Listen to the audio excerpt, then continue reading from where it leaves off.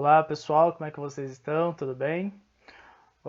Oitavo ano, antes de dar prosseguimento na discussão ah, sobre ética, né, no oitavo ano, como a gente vai ver, a gente vai discutir, nós vamos ver René Descartes, nós vamos ver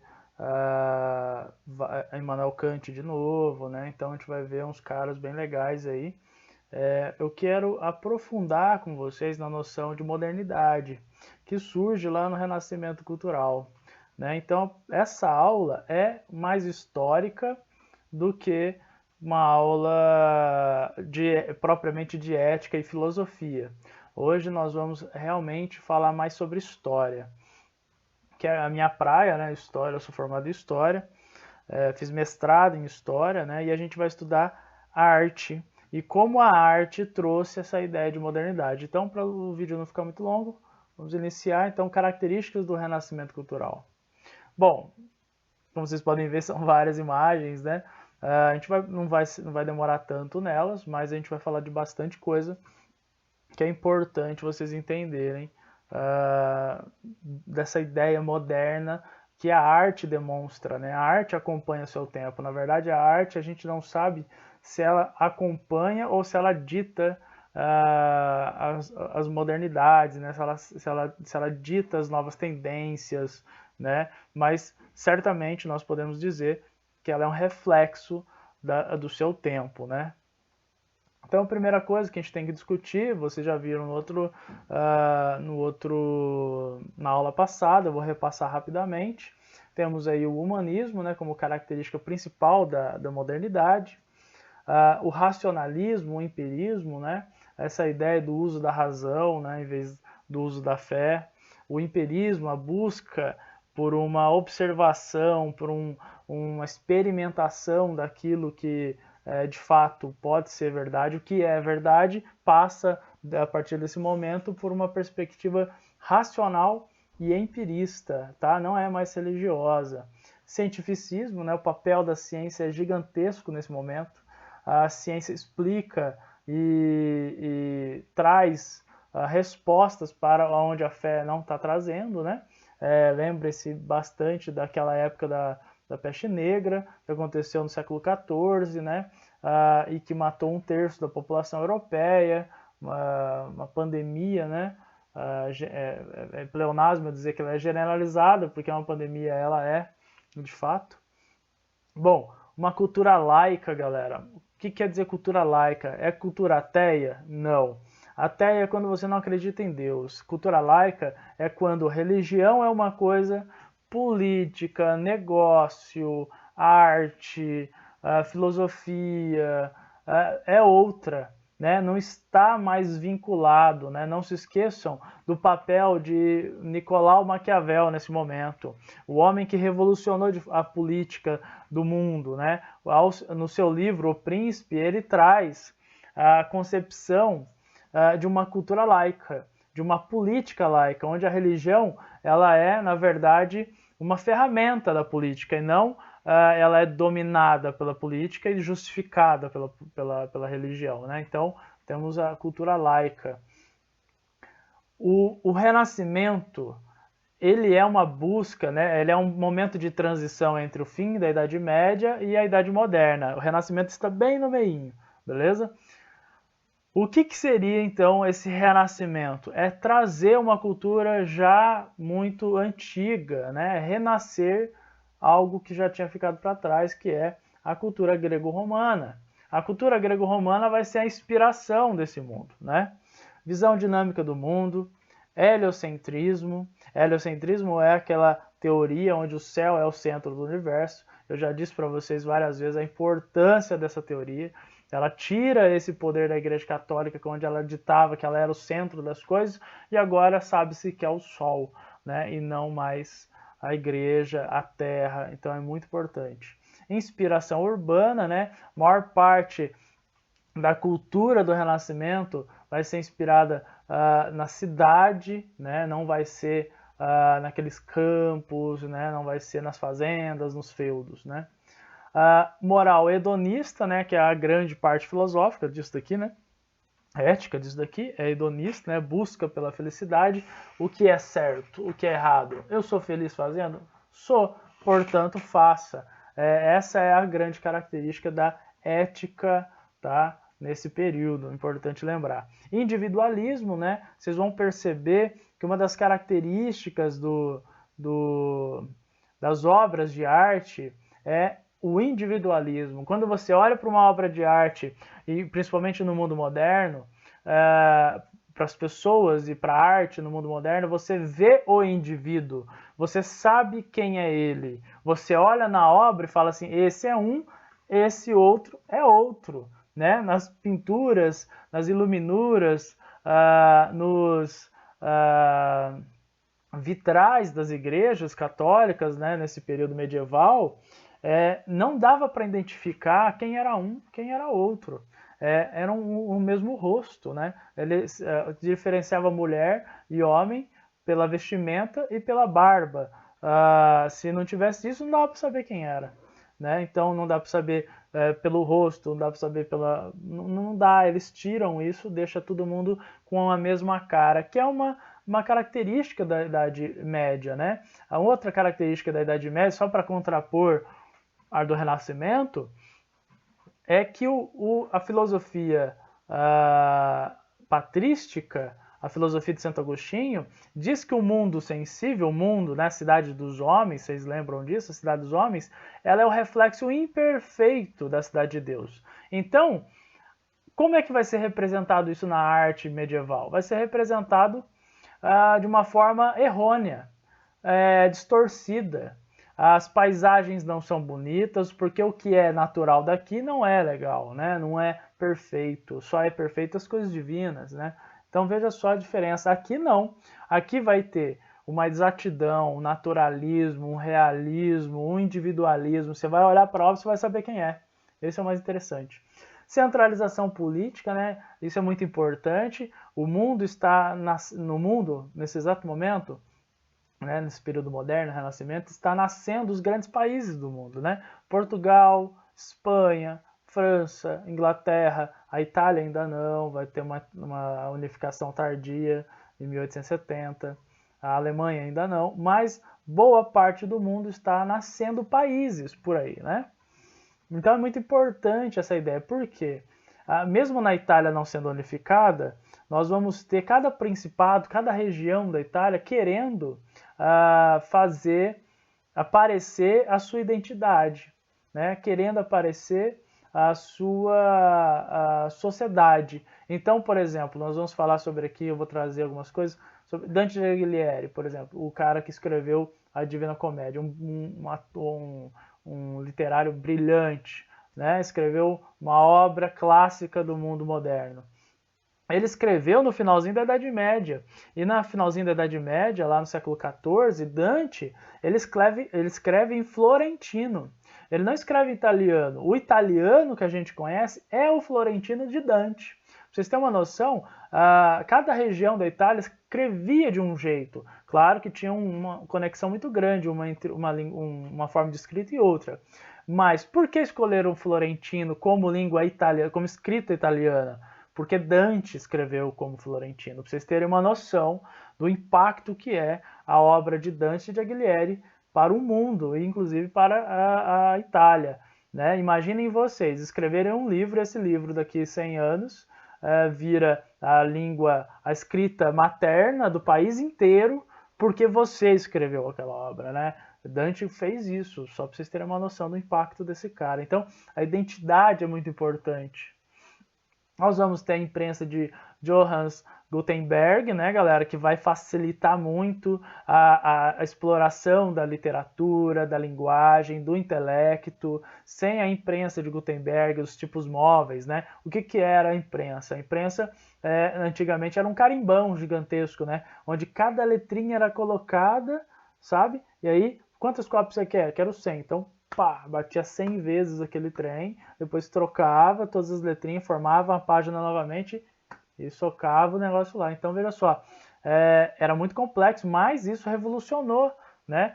A imprensa de Gutenberg, galera, é a origem do Google, tá? Para vocês terem uma noção. A grande revolução cultural passa pela imprensa de Gutenberg essa invenção desse cara, que é fantástica. A burguesia, nesse período, galera, ela incentiva as navegações, as tecnologias, a ciência, a arte individualizada. Não se esqueçam que a burguesia, ela está nascendo, ela é uma classe nova. Só que com o decorrer dos anos, aí, desde o século XII, XI, ela vem ganhando espaço e dinheiro.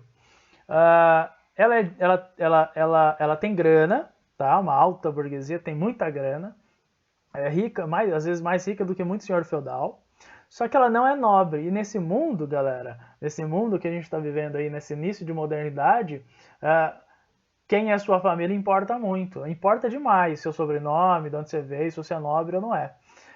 Como que a burguesia faz?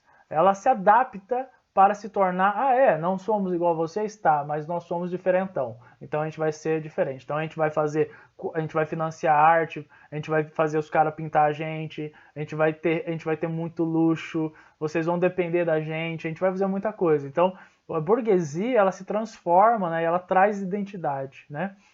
Eu quero explicar isso aí, muito importante para vocês. Aonde está o dinheiro no mundo moderno, aonde vai ter produção intelectual, onde vai ter produção do renascimento cultural, tá? Onde está o dinheiro? No começo era na Itália, depois migra para o norte da Europa, então os Países Baixos, a Holanda, a França, a Inglaterra, e depois vem um renascimento tardio, conhecido como que aconteceu em Portugal e na Espanha. Então veja só, nós temos um fluxo de dinheiro migrando, tá? E o que acontece? O renascimento cultural acontece junto, ele vai embora junto. Então ele anda, né, para onde vai o dinheiro. Por quê? Por causa dos mecenas, né? Que é essa burguesia. Né? Essa frase eu já comentei com vocês, né? Ó, criatura divina vestida em trajes humanos.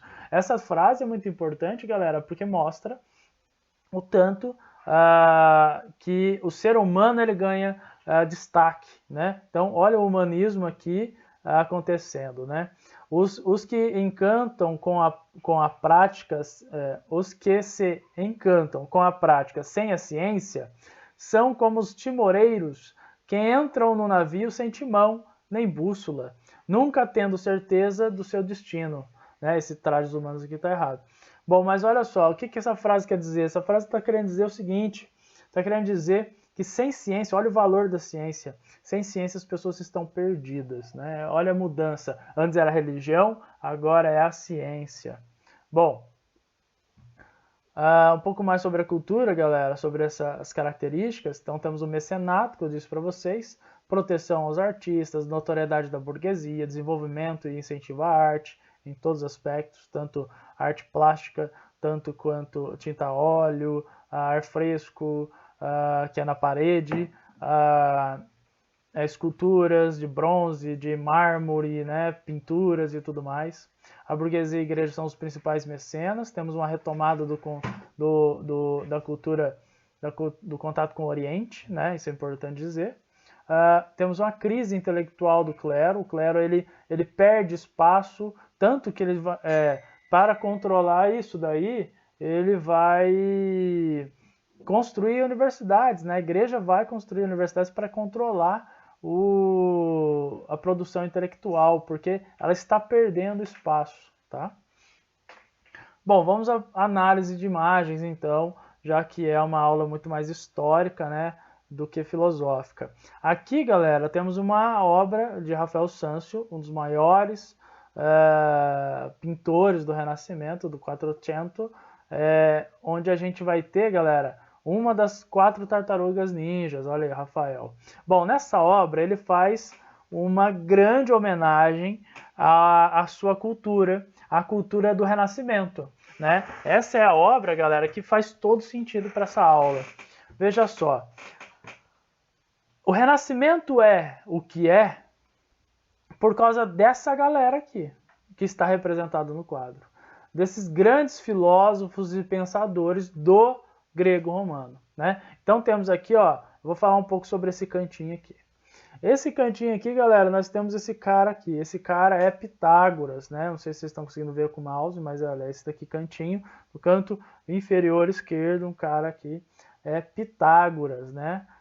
Muito importante para a nossa sociedade, os cálculos, que é o teorema de Pitágoras e tudo mais. Esse maluco aqui, ó, é importantíssimo. Quem é esse cara? Ele é um árabe. Tinha um nome, inclusive, ele era um grande tradutor do grego para o árabe. Ele lia grego e traduziu muitos livros do grego para o árabe. E o Rafael Santos, ele lia muito no árabe para interpretar todas as obras desse cara. Então, veja só, passa por um árabe, né, uma pessoa de cultura árabe, então a relação entre árabes e europeus nunca foram tão belicoso, né? Não foi guerra só, né? Teve também muita troca cultural, isso é muito importante lembrar.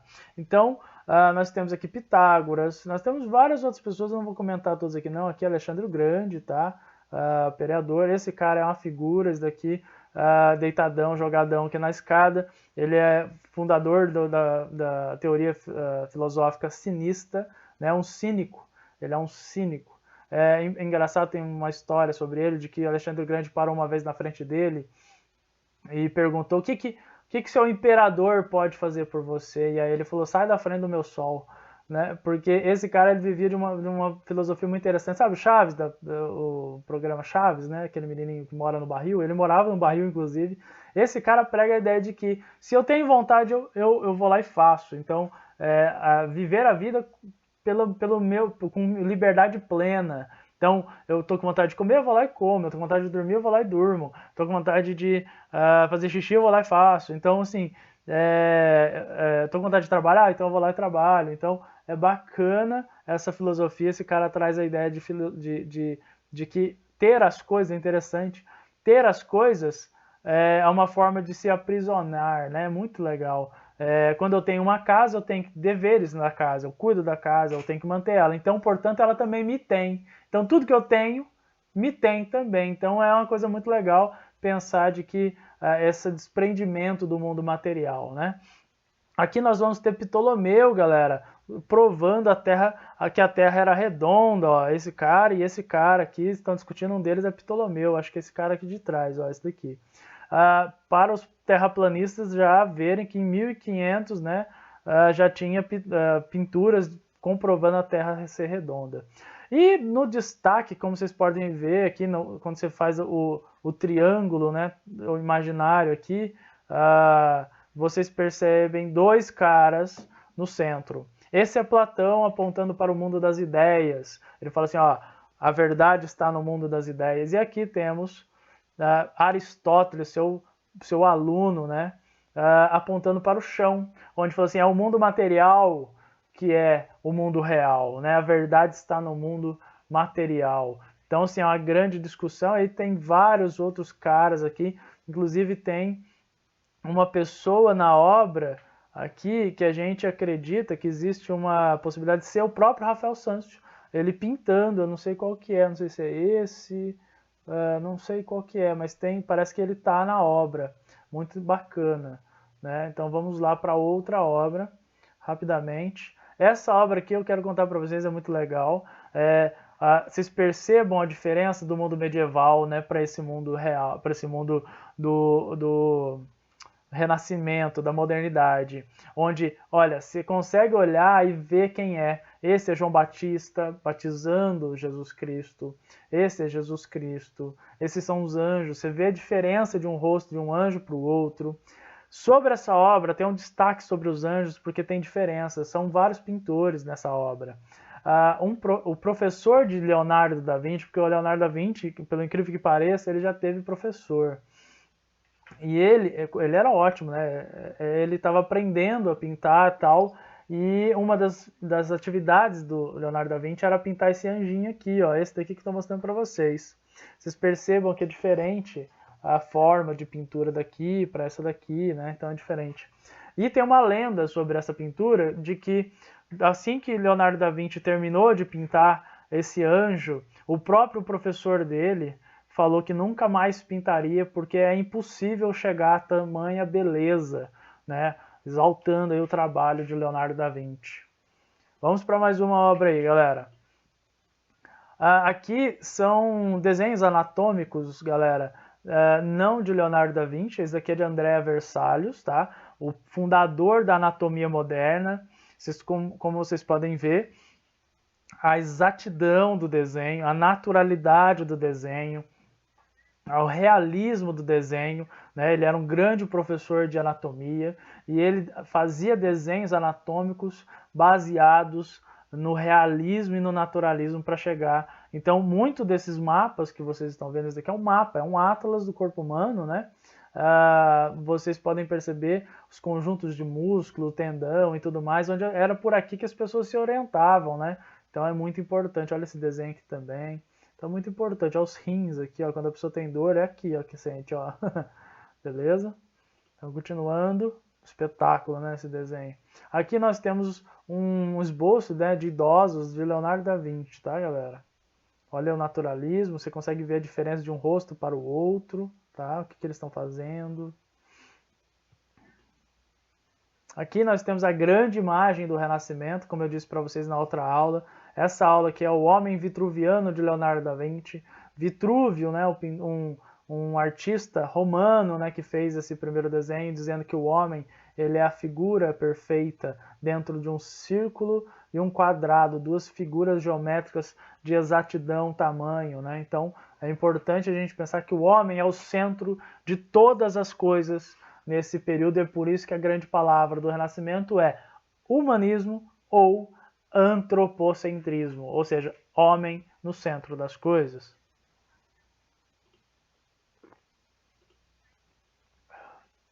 Mais desenhos anatômicos de Leonardo da Vinci, tá? Não é mais de Andrea Vesalius, isso daqui é de Leonardo da Vinci. A importância da anatomia na obra de arte, né? A anatomia ajuda ele a atingir um nível de sofisticação, de realismo na obra que são assim maravilhosos, né? Então ele fazia muita anotação, é um cara que estudava muito, né? Leonardo da Vinci é conhecido como homem universal porque ele fazia de tudo, ele era engenheiro, era inventor, estrategista de guerra, poeta, filósofo, pintor, escultor. Ele só não esculpia tão bem, ele falava que escultura era coisa de era uma arte menor, né? Ele tinha uma rincha com Michelangelo, que é o grande artista do Renascimento, é Michelangelo, tá, gente? Não é Leonardo da Vinci, pelo incrível que pareça, não é Leonardo da Vinci, é Michelangelo. E ele tinha uma rincha muito grande com Michelangelo, porque Michelangelo ele era o grande nome, né? Então, o Leonardo da Vinci ele chegou cedo, né? E ele foi um nome muito importante, só que quando ele já era velho, surge Michelangelo fazendo coisas magníficas, e aí eles têm uma rincha, mas nada muito complexo. Mais desenhos anatômicos, eu quero ressaltar nesses desenhos, esse daqui de Leonardo, tá? Eu quero mais uma tartaruga ninja. Eu quero ressaltar para vocês aqui a geometria, tá? A perspectiva geométrica na arte renascentista. Isso é muito importante, galera. Isso mostra o racionalismo, tá? A obra de arte moderna, renascentista, a moderna, né, traz esse racionalismo. Então, como será a ética moderna? Será totalmente baseada na razão, né? Então, olha aí os desenhos comprovando só essa teoria da ética. Então, vou andar um pouquinho mais rápido. Esse aqui é um autorretrato de Leonardo da Vinci, tá? São mais desenhos anatômicos de Leonardo da Vinci, tá? Sobre o coração, órgãos, tudo, pulmão. Esses são esboços de fetos humanos e bebês, né, que ele desenhou. Grande retrato da obra da vida de Leonardo da Vinci, que inacabado, né, quando ele morreu, levou 14 ou 16 anos para o Leonardo da Vinci fazer a Mona Lisa, ele é inacabado, né? Não terminou, ele trabalhou 16 anos nessa obra. Existe uma técnica extremamente diferenciada nesse quadro, é revolucionária, né? Leonardo da Vinci é um grande inventor de técnicas de pintura. Aqui a proporção, né, racionalismo, na pintura tem lógica, isso aqui é um véu, galera, nunca aparece, né, mas aqui é um véu, tem lógica, que tem uma proporção de tamanho, direção do nariz de uma ponta a outra, então assim, é fantástico o que esse homem faz. Aqui temos mais uma ideia de proporção, tá? É muito importante, proporção geométrica, perspectiva geométrica. Aqui é o grande afresco de Leonardo da Vinci, a Santa Ceia, uma obra fabulosa também, encomendada pela Igreja Católica. E agora nós chegamos nas esculturas de Michelangelo. Essa obra de Michelangelo, chamada Davi, ela não é, na perspectiva de Michelangelo, uma grande obra, tá? Ela não é. Obviamente que ele amou essa obra quando ele fez tal, mas não é a mais perfeita deles, para você ter uma noção. Eu quero que vocês prestem bastante atenção no destaque que o artista dá à mão. A mão, ela parece ser muito maior, na verdade ela é maior do que deveria ser. Por quê? Porque ele quer dar um destaque. Então ele usa da desproporção para dar destaque, né? No caso, nessa mão dele aqui. Ele gostava muito de mão, tá? Leonardo da Vinci, ele achava que era muito complexo chegar à exatidão e ele conseguia fazer isso com grande eficiência, né? Então, olha o impacto disso na obra, né? Realismo, naturalismo. Galera, olha o tamanho dessa obra, dessa escultura. Parece pequeno aqui, né? Quando a gente olha aqui. Parece pequeno, parece que é o tamanho de uma pessoa normal, né? Mas não é, só o tronco superior dessa escultura é uma pessoa, olha aqui. É enorme, é enorme. E é um bloco só, viu, de mármore. Ele não fez em várias partes, é um bloco só, único, tá? Ele falava, Michelangelo, falava que ele não esculpia, ele só tirava o excesso de mármore e dizia que a obra de arte sempre esteve lá, né? Essas grandes belezas sempre esteve lá, ele só tirava o excesso. Tem umas obras inacabadas de Michelangelo que inclusive parece muito que a obra está saindo do mármore, é uma coisa fantástica. Aqui é a Pietà de Michelangelo, tá, galera? A grande obra dele, tá? A Pietà. Percebam que Maria, ela é o grande centro, né, dessa obra. Ela é muito maior do que Jesus. Jesus parece pequeno perto dela, para mostrar a grandeza dessa mulher ao pegar o filho, né? Aqui temos Jesus Cristo, ele não está morto ainda, ele está morrendo nos braços de Maria enquanto ela segura. Ó, esse daqui é uma peça única de mármore também, tá, galera? Onde ele foi esculpido, vou mostrar mais detalhes. Olha os detalhes, olha as coxas de Jesus, gente. Parece um lateral de futebol, né? As coxas, olha o abdômen do homem. Olha os detalhes, galera. Olha essa coxa, essa roupa, né, de Maria. Olha o detalhe, galera. Olha a perfeição disso daqui. Olha o afundar dos dedos nas costelas do filho aqui, ó, em volta de um pano. É perfeito, é perfeito. É impressionante. Olha o rosto. Olha o rosto, né? Fantástico.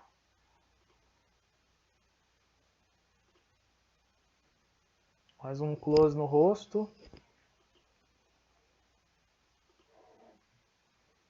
Chegamos à obra onde, reza a lenda, Michelangelo, ao terminar essa obra que se chama Moisés, né, que carrega aqui ó, os 10 mandamentos, ele pega o formão e o martelo, né, ele está sentado esculpindo, ele põe na cintura e fala a seguinte frase: levanta-te e anda.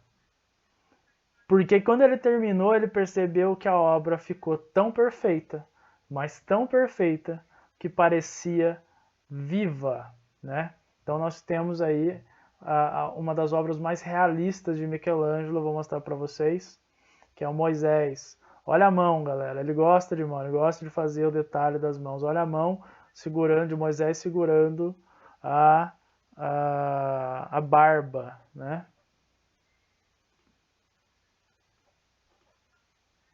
Olha agora o foco na mão, olha isso.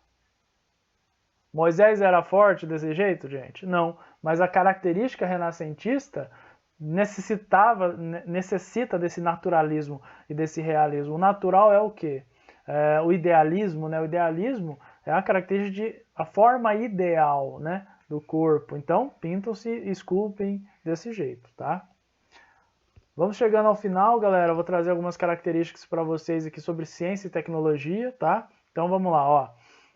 Temos a invenção da imprensa, o telescópio de Galileu, nas navegações, né, técnicas na área da saúde, como anatomia. Vou trazer alguns feras aqui para vocês. Olha aqui.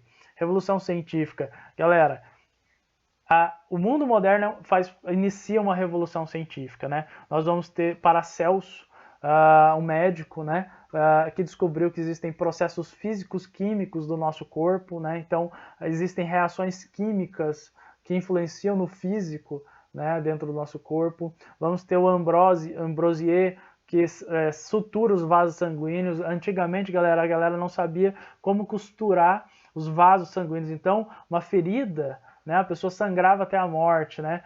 O Coração de Leão, o Ricardo Coração de Leão, o rei inglês que morreu por uma flechada no ombro, né? Ele demorou 2 semanas para morrer nas cruzadas, né? Levou 2 semanas para morrer. Se hoje acontece uma coisa dessa, tira-se a flecha, costura o vaso sanguíneo e ele toca a vida. Em menos de uma semana ele está normal.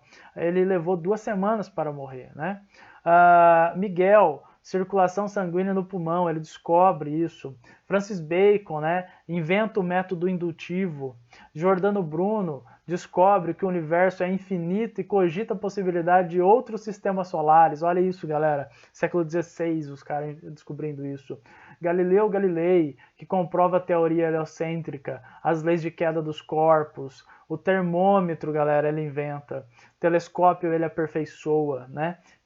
Kepler, ele descreve os movimentos dos planetas em torno do Sol, né?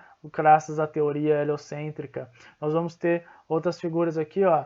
A René Descartes, né? Que desenvolve a geometria analítica, que provou a existência de Deus através da lógica, o plano cartesiano, né? De localização. Nós temos Isaac Newton, que simplesmente é um dos maiores gênios que pisaram na Terra, que desenvolveu a teoria dos movimentos mecânicos, que é uma lei geral do universo. Decomposição da luz, o tratado de ótica dele, que levou 30 anos para ser publicado, e quando publicado, só 5 pessoas na Terra sabiam o que o cara estava querendo dizer. Cálculo integrado, equação variável, e aí vai embora um monte de coisa ainda que o cara fez. E para finalizar, na literatura a gente vai ter Dante de Alighieri, galera. Ele é um agente de transição, tá? Ele está no final, bem no finalzinho ali da Idade Média para o Renascimento. E ele escreve a Divina Comédia, que é a grande obra do período aí, final da Idade Média, que é um clássico da literatura, importantíssimo. É lindo, eu tenho aqui em casa, é maravilhoso. Ele divide a Divina Comédia em 3 volumes, que é o Inferno, Purgatório e o Paraíso, onde ele vai andar por todos esses lugares atrás de Beatriz, né? Beatriz, que é a musa dele. Sempre foi apaixonado por ela. E ele escreveu também Decameron. Temos aí Miguel de Cervantes, que é o maior, é o fundador do romantismo moderno, é o grande escritor, galera, do Renascimento. Por que ele é o grande escritor, junto com William Shakespeare, obviamente? Ele escreveu Don Quixote, e Don Quixote, galera, foi considerado por especialistas a obra do milênio. Dá para vocês terem a noção do que é isso? O cara escreveu uma obra e ela se tornou a obra do milênio, a obra mais importante do milênio. Fora isso, é o livro, é o segundo livro mais vendido do mundo, tá? Perdendo só para a Bíblia. Ele escreveu Don Quixote. Maravilhoso, viu? Leiam, muito bom. Vai falar sobre liberdade, inclusive é uma personagem mulher que fala sobre liberdade, extremamente bonito. William Shakespeare, galera, que é o nome mais importante do teatro mundial, né? E inclusive Shakespeare e Miguel de Cervantes morreram no mesmo ano, em 1616. Camões, galera, escreveu os Lusíadas, né? Que é uma obra clássica portuguesa também, que vai contar sobre o descobrimento, né? A chegada dos portugueses na América. E Montaigne, que ele era extremamente cético, criticava e duvidava das coisas em seus ensaios. E aí, graças a ele, criou o novo gênero literário conhecido como ensaios, graças a Montaigne. Então é isso, galera. É isso que eu tinha que falar para vocês, essa visão mais histórica do Renascimento e do surgimento da Idade Moderna, tá? A modernidade é isso, é naturalismo, é realismo, é muito cientificismo, é muita lógica, é muito empirismo. Então a ética vai caminhar desse jeito, ela não vai ser ligada à religião. Existe uma ruptura entre religião e filosofia, religião e fé, né? Religião, desculpa, e ética. Esqueçam a fé religiosa, esqueçam a ética religiosa, tá? De que o que é certo é o que Deus fala que é certo, porque não é mais. Agora é o ser humano que dita o que é certo. E o que é certo é o que te faz melhor, é o que te faz bem, né? Ser feliz, tá bom? Pessoal, um bom dia para vocês então. Até mais. Abraço.